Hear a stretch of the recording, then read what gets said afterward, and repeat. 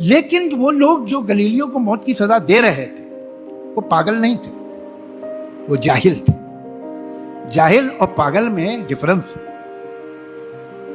वही उनका ज्ञान था, वही उनका विश्वास था, वही उनकी आस्था थी। उनके ज्ञान और उनकी आस्था में कोई गैप नहीं था। यही वो जानते थे, यही वो मानते थे।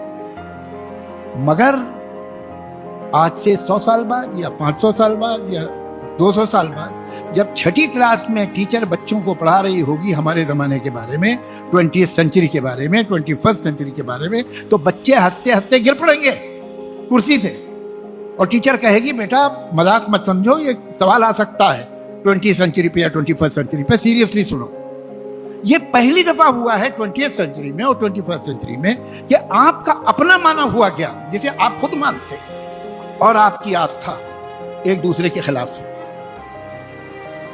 आप मानते हैं कि सूरज के चारों तरफ धरती घूम रही है और आप फिर भी उसी किताब को पढ़ते हैं जिस किताब की वजह से इस आदमी को फांसी होने वाली थी गलीलियो। ये क्या है? ये कभी नहीं हुआ था पहले, ये 20th सेंचुरी में शुरू हुआ है और ये आज भी चल रहा है कि आपका ज्ञान और आपकी आस्था एक दूसरे के दुश्मन है और दोनों आप ही के अंदर है। ये एक साइकोलॉजिकल बीमारी है, इसका नाम है स्किज़ोफ्रेनिया। लेकिन दुनिया में इतने बीमार हैं कि जो हेल्दी है वो पागल लगता है। हम पागल हैं इसलिए कि हमारी आस्था और हमारे ज्ञान में डिफरेंस नहीं है, तो हम पागल। और जिनकी आस्था और ज्ञान में एक काटा छानी आपस में ही है वो ठीक है।